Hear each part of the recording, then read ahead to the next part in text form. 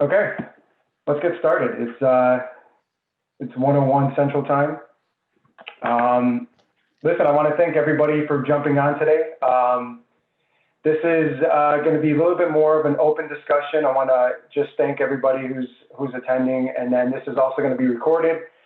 And for anybody who's interested, we'll send it out through a couple of different social media outlets, and then internally as well. So again, I appreciate the time, and we'll get going. My name is Joe D'Angelo.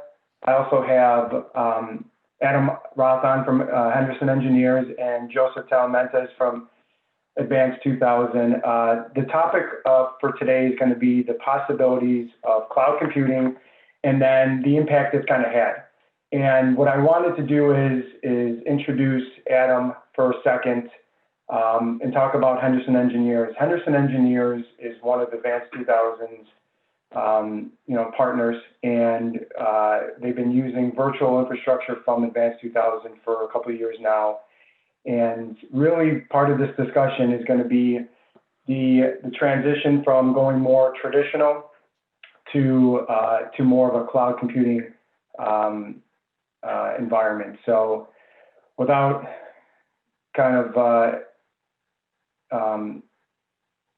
wasting any more time, what I'll do is, I don't know, Adam, I don't know if the PowerPoint presentation is up. Okay, great.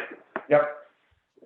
So the first, I wanted just to kind of talk about Advance2000 real quick at a high level. The nice thing about Advance2000 is that we actually started in the business about 30 years ago. Mostly you hear whether a tech company started in their basement or a garage. And this was, this company is no different. We actually had the owners of the company start in their basement of their house, building computers, finding better ways to make and sell computers. And it started from there. From then on, we got into more telephony, voice over IP, and engineering or network switches. About 15 years ago, though, which is part of this discussion, is we got actually into cloud computing. Now, this was before cloud computing meant anything and everything. And we'll kind of talk a little bit about the differences of cloud and what we're referring to when we do cloud computing as it pertains to Advance2000. So we're an early adopter of cloud computing. We started almost 15 years ago. Now, the other thing, which is a very important thing to talk about, is that Advance2000, we focus more on the AEC industry than any other industry out there. We feel that a lot of our cloud services really gear towards engineers and architects and construction. And because of that, we feel like we're definitely a leader in the AEC space when it comes to cloud computing. Joe, can I interject for a second? Yeah. I'm Joseph Tolimantes. I'm formerly a CIO for a large AE firm, also formerly an architect many, many years ago. But one of the things that makes Advance2000 really unique, like Joe said, is the fact that we have many employees that came from the AEC industry and now work for a technology firm. So we understand the needs of an architecture, engineering, or construction firm, and we understand how to put the parts and pieces together to create a solution that works for design technology and IT technology for the AEC industry. Thanks, JT. And then if you can click on a couple more buttons, Adam, I think there's a couple more. Yep, and one more, I think. There you go. So in addition to becoming just kind of a focal point with the AEC industry, we also focus on high-speed virtual desktops. And I think that really marries quite well with the AEC, obviously, with a lot of the applications that the AEC uses.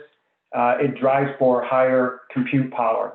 And being a cloud service provider, if you're not providing higher end virtual workstations, then working with an architecture and engineering firm could be difficult.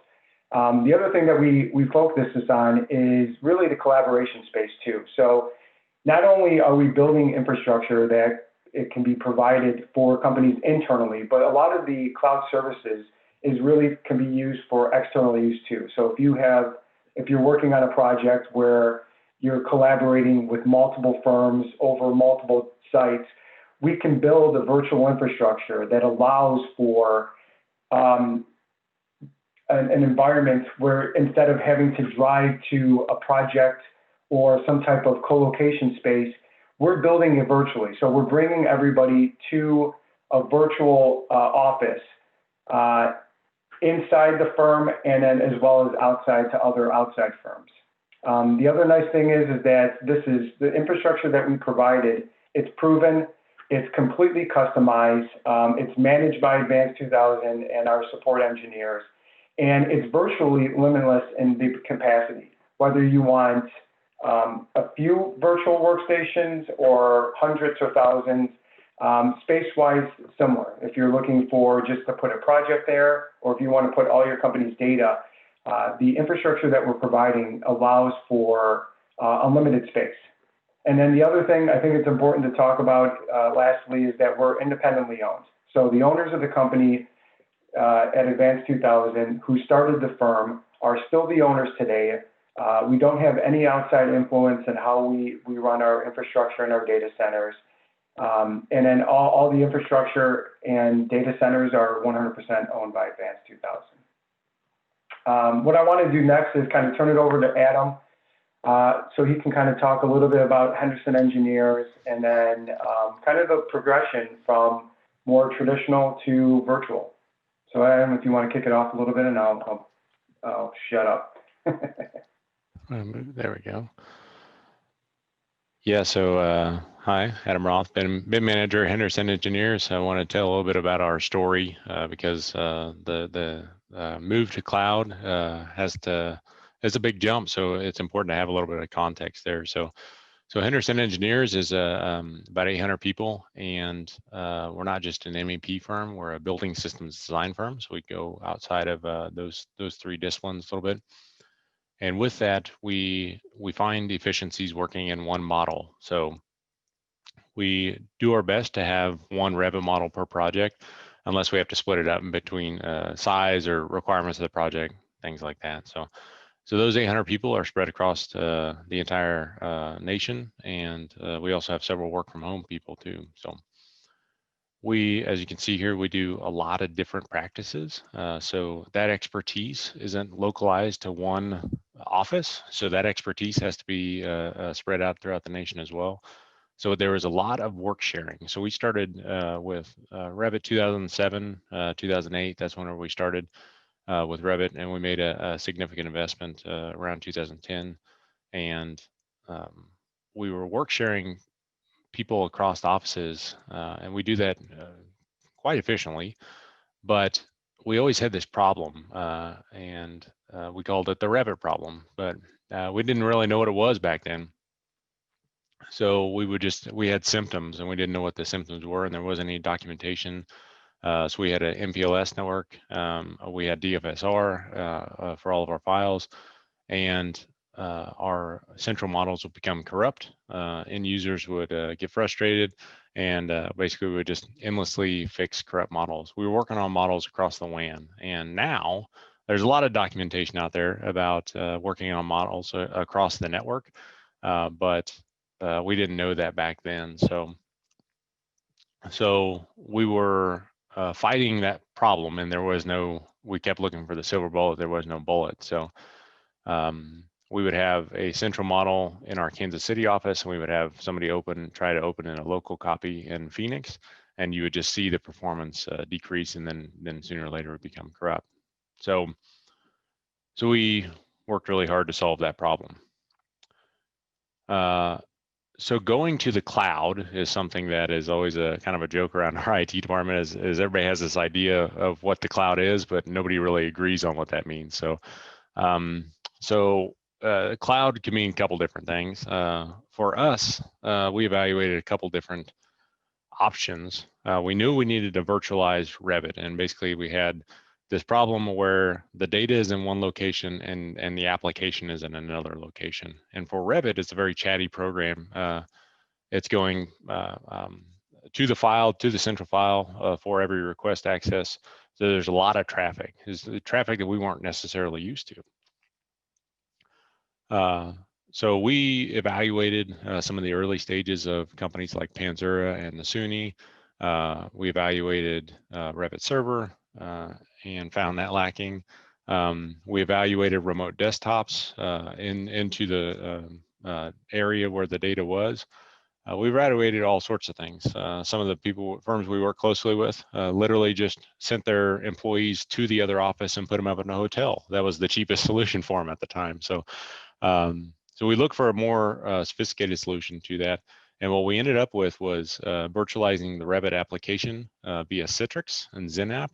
And we did that for about 4 years, and that worked to solve the Revit problem. So we had a kind of our own private cloud of XenApp servers.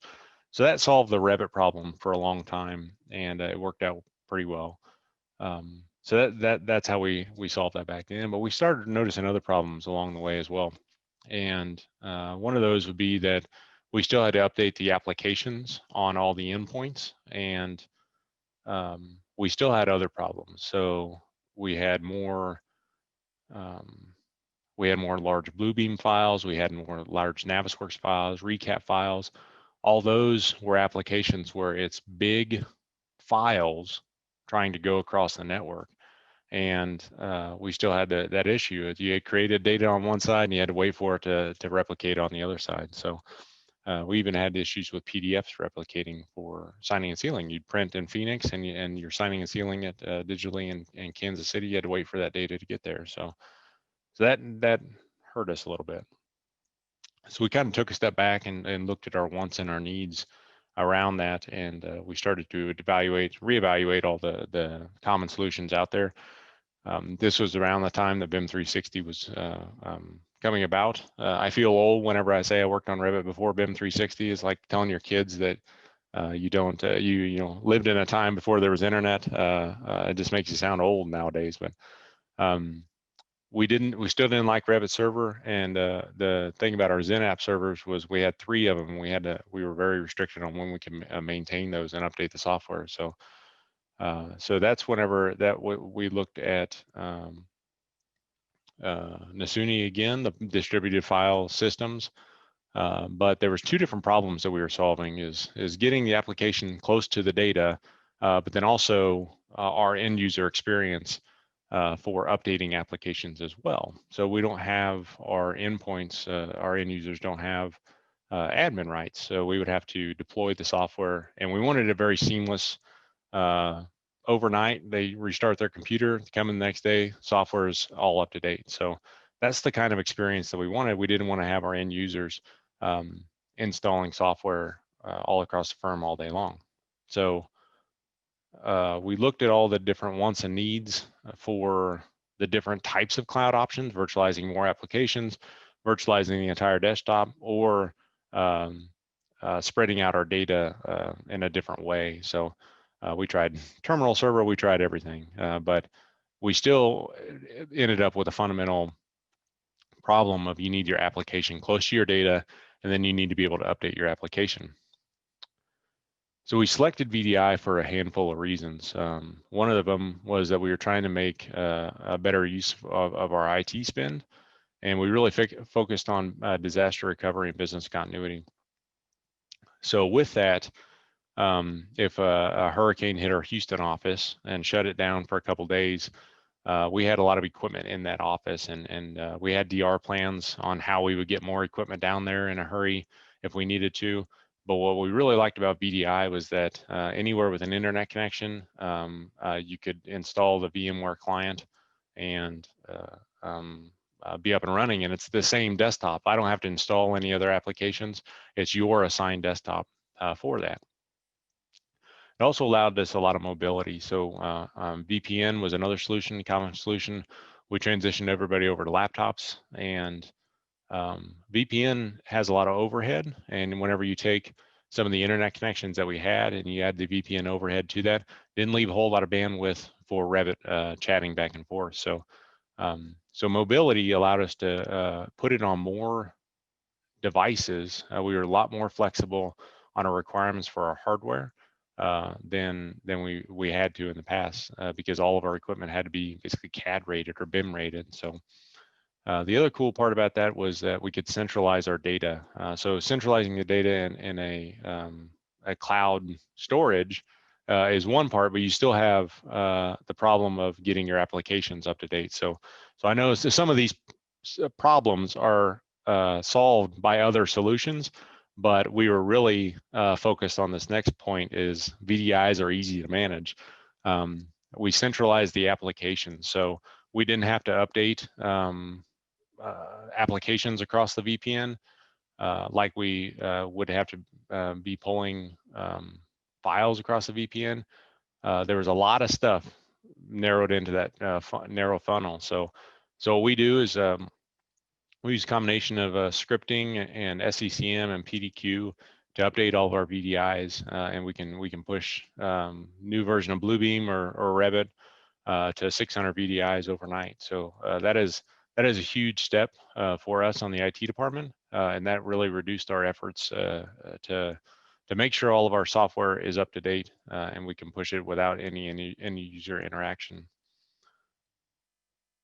One of the biggest changes in the last couple of years was bandwidth dropping in price. So we had all of our locations, this was before we had Citrix, had all of our locations. We bought as much bandwidth as we could, but what we couldn't buy was latency. There's still a fundamental distance problem in there between Kansas City and Dallas. So whenever you can't move Dallas and Kansas City closer together, what you can do is move the application and the data into the same location, and your bandwidth is very minimal because you're only sending screen refreshes. So that was a big driver for us as well, was we realized that you cannot buy latency. Another big part of it was that we were seeing an increased growth in our national offices and remote users. This was before the pandemic. We were already seeing that trend in the industry, and we were already kind of encouraging that type of growth. So we wanted to make sure that we had an investment for the long term. Our Citrix solution, the XenApp solution, was kind of outgrowing its original intent. We went from 100 users to about 300 users in a couple of years on that, and it wasn't designed for scalability. And that kind of goes back to Joe's point: is you have to buy a system that allows you to be flexible as well. So Joe, wouldn't you say that that's probably the biggest drivers that we talked about in ours, and a lot of your customers are trying to solve that Revit problem, right? Yeah, so scalability has always been a big one, and Adam, you touched on it before. Security, because your project data is the most important thing outside of your employees for your business. You know, that's basically what drives revenue for the company, and to protect that data in any way you can is going to be the utmost importance to a lot of the firms that we work with. And I can tell you countless stories of companies that are working with us now, but have told us stories about how, you know, somebody accidentally deleted a file and there was no record of that file, and they lost hours worth of work, and not just themselves, but hours worth of maybe 20 people worth of work. And what does that mean to a business when you have to find out that 20 employees or 20 individuals now have to go back and do a week's worth of work? How do you quantify that? You can look at salary, productivity, both of them, and it's time that is unneeded. You can't get back. And what happens is that other projects get pushed because then you have to work on this project because it's a higher priority. So security of the data is going to be another big one. The other thing I would think of is just, a lot of individuals hate the idea of having to fly or drive to a project site to do a half a day's worth of work.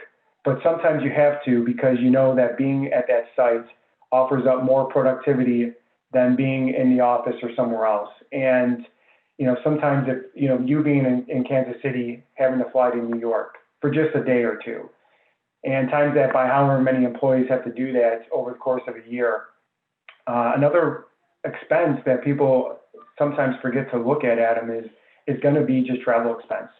travel expense is going to be big. And if you can just limit that by even a quarter, you know, that's money that you can reinvest somewhere else, whether it's going to be to, you know, the project itself, to employee stock, whatever. And I think those are things that a lot of companies, especially CFOs, are looking at these days, is trying to see where we can kind of redirect cost that you normally couldn't do. And because of the pandemic, now obviously because of the pandemic, you know, working remote and working from home is going to be your biggest right now. You know, we've always been at Advance2000, we've always been pushing for more remote working, but now more than ever, I think companies, especially AEC companies, are looking at that option hard and close and saying, okay, if I'm going to move to more remote, even, you know, 60%, 70% of my employees, what does that look like from a security standpoint, from a productivity standpoint? And I think that's why virtual desktops is a great option, because it offers the flexibility to work from home, but yet still stay as productive as if you were in the office. Yeah, that's a big. It wasn't a deciding factor. We kind of helped sell it. Was VDI is basically you're buying insurance against a future issue, and we decided that before the pandemic hit. So that worked out pretty well for us. But yeah, you make a good point of it's hard to justify some of the lost cost or sunk cost, but one of the things that we sold that helped sell it was if you lose 4 hours worth of work, that's not just 4 hours worth of work. That, you know, the 4 hours worth of work is quantifiable. You can put a price to it if you know, labor rates, things like that. But sometimes it's the difference between going home at 10 o'clock at night and go home at 2 o'clock in the morning. And that really kind of struck a nerve with people. Like, yes, I have been in that situation. So that really helped sell that because we were having a lot of corrupt models. The more and more we work shared across Revit projects across our offices, the more we had that happen, and we were doing it every single day. So. Adam, actually, before we move on, one of the questions, I'm hearing this a lot with a lot of my customers, is talent. You know, before they had to focus hiring based on geographic location, because they knew that they didn't have the infrastructure to maybe go after an individual, an architect or an engineer from another city, because they wouldn't move to, you know, your prospective city, or you just didn't have the infrastructure to support them working remote. I see a lot of customers now opening up the possibility to hiring, you know, somebody who's East Coast or somebody who's West Coast. Are you guys seeing that? Because I know you guys do a lot of good hiring throughout, you know, the entire country. Are you now looking at, you know, maybe towns or cities that you may have not looked at before, and saying, okay, maybe we can hire this person because the onboarding process and getting them as productive as possible, as soon as possible, is, you know, is something we can easily accomplish with, you know, desktops, virtual desktops? Yeah, sure. That's definitely been a benefit of having VDI set up. It's very streamlined, very easy to get them up and running. You know, you don't have to. We do still ship them equipment, but if the shipping and equipment doesn't line up, you can install the VMware client on any device, and we give you credentials, and you're off and running. You're up in a couple of minutes. So that has reduced the barrier a little bit. Also with the pandemic, it's just kind of changing the work environment fundamentally. So yeah, we are more open to that now. We saw our home users increasing up, and then of course it shot up with the pandemic, but we are encouraging that, but we didn't necessarily plan for that. It was kind of just lucky on our part. So we deployed that out to all of our national offices, and we centralized all the data into our headquarters because we had made a significant investment in physical hardware as well for storage. So that was a big driver to there. So obviously you can virtualize all your storage as well to some other cloud storage, but we had made an investment to do that ourselves. So that's why we wanted to have the virtual desktops running right next to it. So we did all of our national offices and all of our home users, and basically anybody in our headquarters in Kansas City and Lenexa still accessed it either across the VPN or they were coming to the office. So So we rolled that out. We thought we were going to take a break for a little while, and then the pandemic hit, and we called Joe and JT and said we need about 300 more. We need to double our order, and they were able to respond pretty quickly. So I kind of wanted to talk a little bit more along those lines about why we chose Advance2000, and kind of our thought process about going around. Once we centered on we needed VDI, we decided that we needed to get a couple of pricing and kind of see what options were out there as far as virtual workstations. And my things are not moving. So first of all, you can't throw a rock out there without hitting a cloud service provider for desktops or storage. It's the common thing to do now. And what we were looking for was an experienced service provider that had a good track record and then a good customer record, things like that. So we also wanted a personal experience because we're big about relationships, and I want to be able to pick up the phone call and talk to somebody and have them understand my business cases and kind of our business model and our philosophies, things like that. So we were looking for an experienced service provider. We found that Advance2000. We also researched a couple other ones as well. One of the reasons why we centered on Advance2000 was the AEC expertise. So a lot of the other providers out there, you would get the same kind of specs for a high-end desktop, and virtual workstations are nothing new nowadays. It's pretty common in the industry. You can get high-end spec workstations for the graphics and doing virtualized renderings, things like that. What we really wanted to focus on was I need somebody that understands what a Revit file does in a work shared environment. I want them to understand how there's a central model. You create a local copy and what type of traffic there is, what's stored in the journal file, where the temp files are located, how big they are, things like that. So those were the types of questions we zeroed in on, and it wasn't, well, you can do Civil 3D, or yeah, we have customers with large AutoCAD files. We wanted a very specific solution because we had a very specific problem too. So what we made sure to ask was specific questions around those type of applications. And what we got from other providers was, can you do this? And they would say, oh yeah, we can do that. And it's like, you're not giving me a whole lot of confidence here that you can do that. And that's where we would ask specific questions around it and get client lists and then call those clients and say, are you doing Revit in this way? Because it's a very specific way. So if you have a cloud workstations and you're doing BIM 360, well, that's not the problem that we had at that time. So that's not the solution that we were looking for. So one of the other things that we were adamant about was continuous improvement. So active engagement with VMware, active engagement with Autodesk, those were big for us because it's not, at least I hope this anyway, it's not as good as it should be or is going to get. So hopefully it continues to get better, and you have to actively engage with those companies and report the issues as they are. So they can solve real world problems. And we've had a couple of those solutions that they come out as hot fixes in VMware, so they probably don't mean a lot to a lot of people, but they're big game changers to us.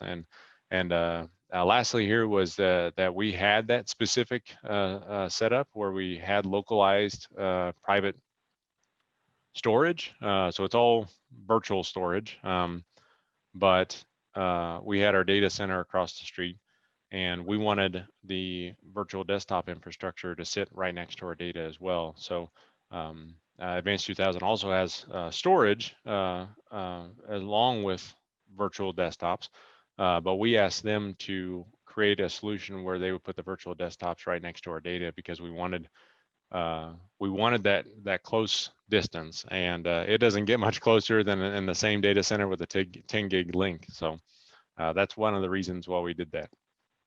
You know what, Adam, this is a great question. I'm actually reading some of the questions and answers right now. What did you guys do, knowing, you know, that when you go to virtual desktops, you've already made a big purchase of computers, right? And, you know, that investment, you can't get back. You're not going to go back to Dell or HP and say, guys, you know what? I don't need this $3,000 laptop any longer. Can you guys give me, you know, can I get that money back and get like a $900, you know, laptop? So what did you guys do, or how did you sell this to the executives to say, you know what, we did make a big purchase, but, you know, this is what can happen? Yeah, sure. That's a great question. That was part of our presentation. There was two components to that. There was the hardware savings, and we were also getting rid of a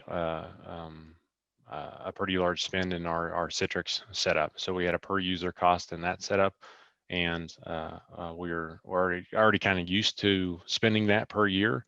But the value ratio is just kind of off with that one. So we did look at the savings per year for taking Citrix off. That was one of the costs.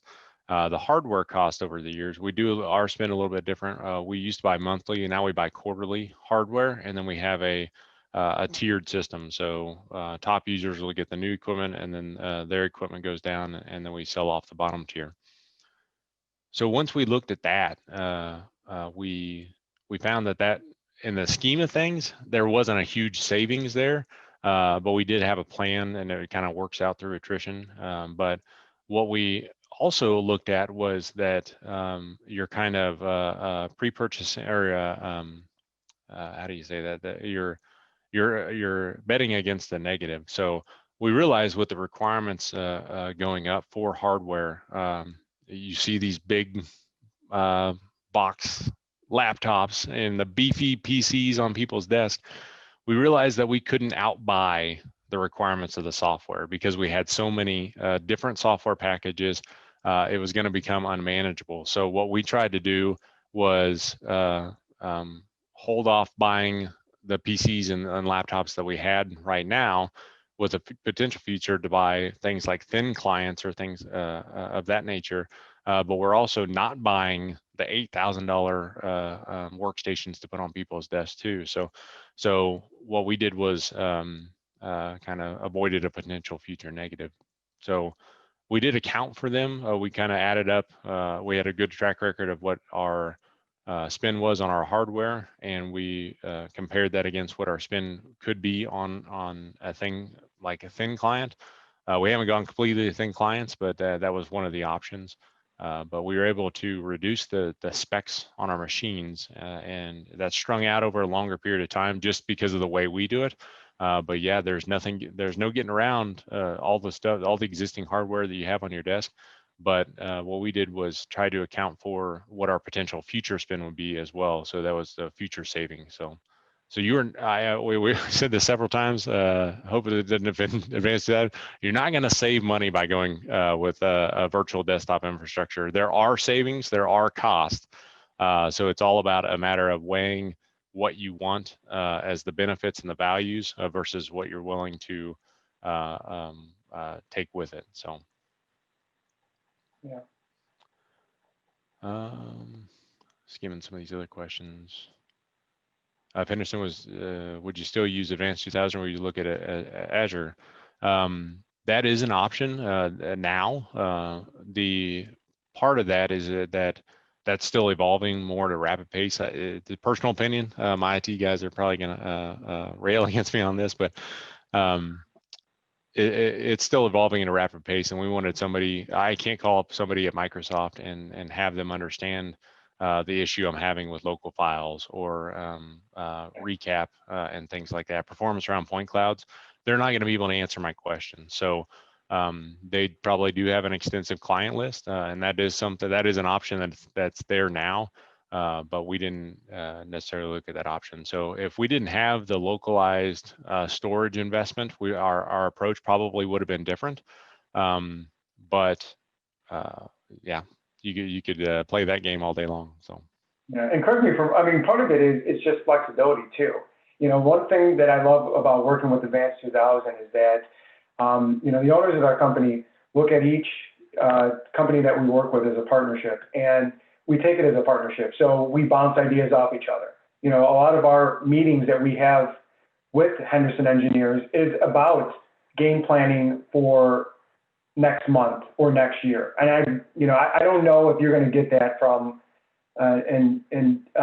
Microsoft or an Amazon. Are you going to be able to talk to these guys on a monthly basis about not what's going on right now, but what's going to happen in a month, in a year, from now? And I think that's what we do really good with each other, is that we're constantly evolving and possibly changing the environment and infrastructure to meet whatever application demand or whatever, curveball that might be thrown next. Let's see what else. Oh, here's the kind of general setup. Not going to spend too much time on this, but through all the animations anyway. What this allowed was us to control those access points. So again, we were trying to get away from one funnel, but we ended up with a better funnel. But that drastically reduces and simplifies the security. There's all sorts of encryption and motion encryption at rest. If you have everything in one data center behind one firewall, drastically simplifies that. So all the access is managed through the VMware client and that authentication. So we did increase the number of endpoints, because we have physical devices and we have virtual devices for every end user, but it became much easier to manage in that scenario. All right, so I'm going to go back to some of these questions here. What suggestions do you have regards to strategy when making the move to the cloud? So my strategy was plan it out and communicate it and get buy-in. So it's nothing special to Henderson. We don't have any secrets. The owners of the company understood the investment, and we were able to get them on board with that. So we weren't trying to hide anything. That's why we said right up front, we're not going to save money by doing this. But we were open and honest with the requirements of what we were facing, where our trajectory was going with more growth in international offices, and they all understood those issues and problems as well. So they were feeling a lot of the pain of the Revit files being corrupt, but they have no idea, other than their designers are telling them, I have to stay till 2 o'clock in the morning now. I was hoping to go home at 10 because of Revit. And as the BIM manager, I took that really personally because everybody's blaming the Revit software. So yeah, it was a very real problem that impacted people's real lives. So my strategy was try to bring it back down to solving those real world problems. AutoCAD doesn't work in DFSR. Well, it does work in DFSR, but one of the side effects was the way it saves. It's not supported in DFSR. So we would have AutoCAD files that would just delete. They would disappear from our network, and we'd have to go get backups. And that became a really big problem. And what we were able to do was kind of tie that back to real problems that are costing real money, and saying this is a legit solution that we know will work, and we thoroughly tested it too. So yeah. Definitely testing and buy-in are the biggest thing. Cost is kind of a side effect of you have to know what you're doing. So yeah, actually, here's a good question, and because you have so many different unique software applications. Have you run into any software currently that has been really challenging to work with a virtual desktop? I mean, I know that you guys currently have probably over 100 plus, maybe even closer to 200, unique software applications.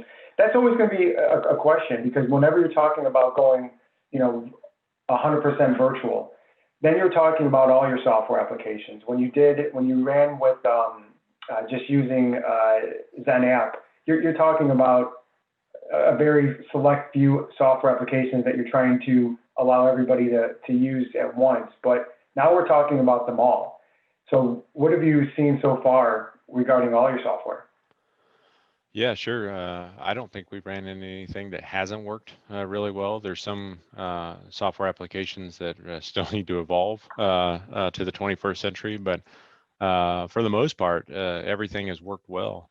The only thing that we've run into is AutoCAD on very high latency situations. I'm talking high latency, like 600 millisecond latency. That's satellite internet.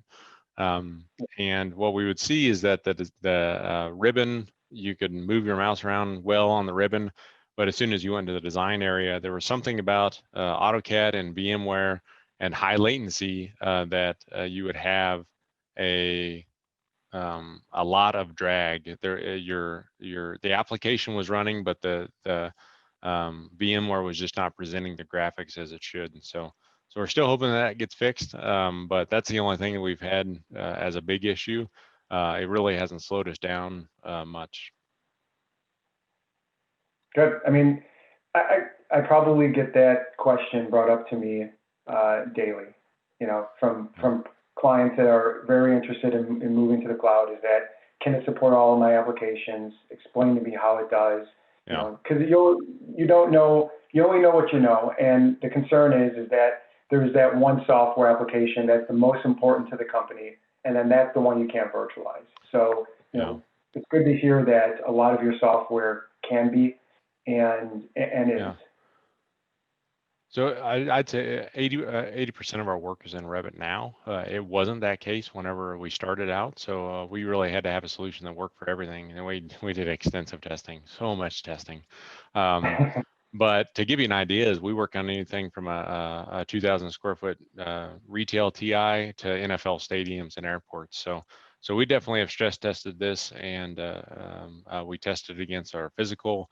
And we have our, every design team that we have is on VDI right now. So it definitely works. And we use Revit, Recap, Navisworks, you name it.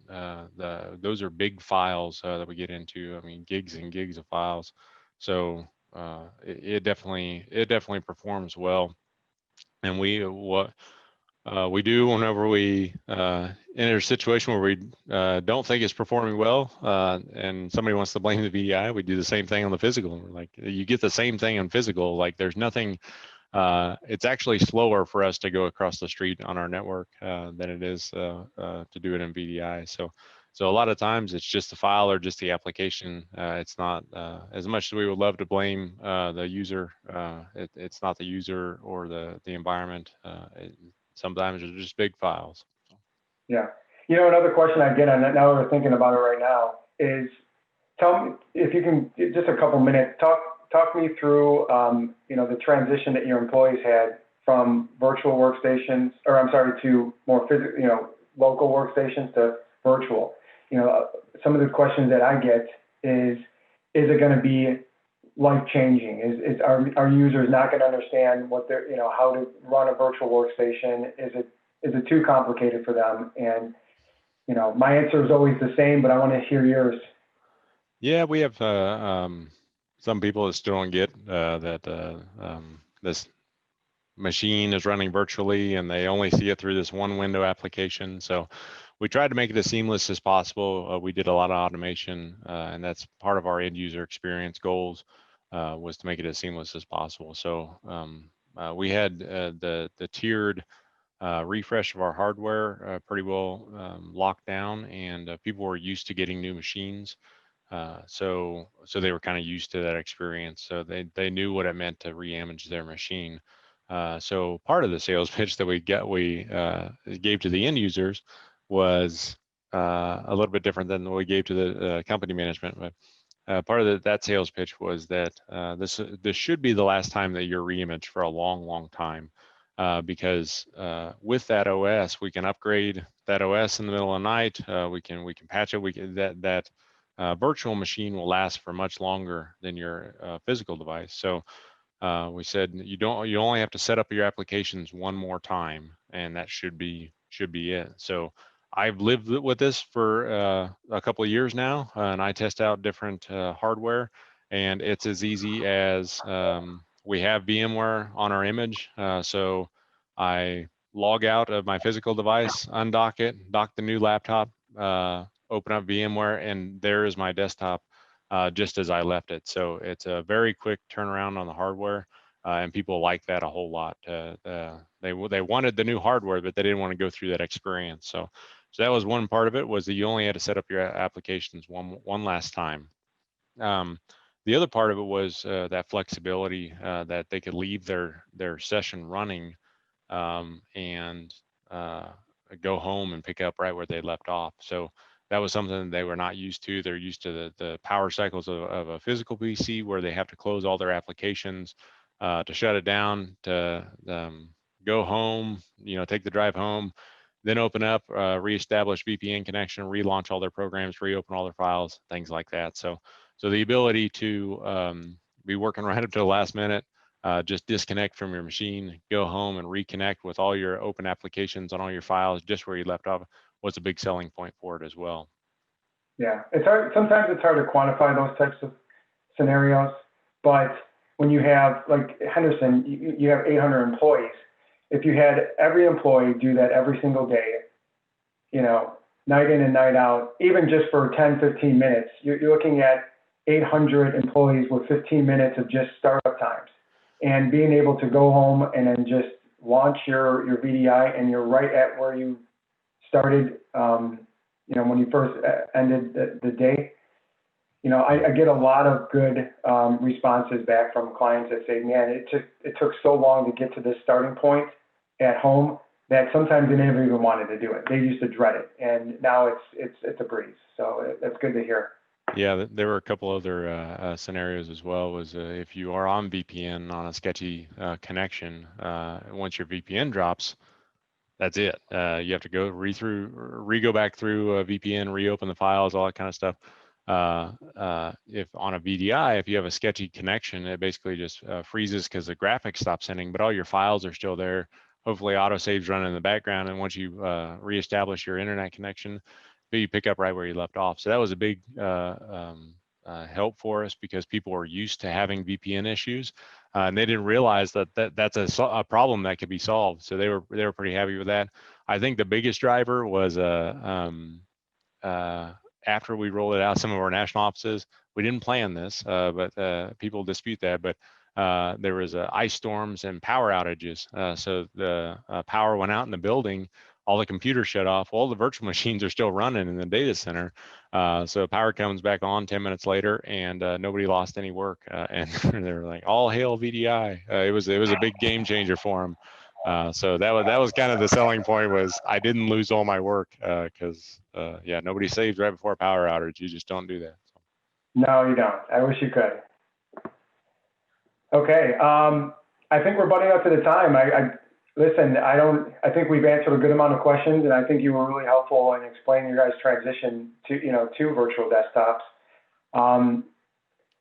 I figured maybe just a few lasting words, and then we can kind of sign off here. But if for me at Advance2000, we appreciate the relationship that we have with Henderson and Adam. I know that we've been working for a couple of years now, and through the testing phase and now through production, it's been good. It's been excellent.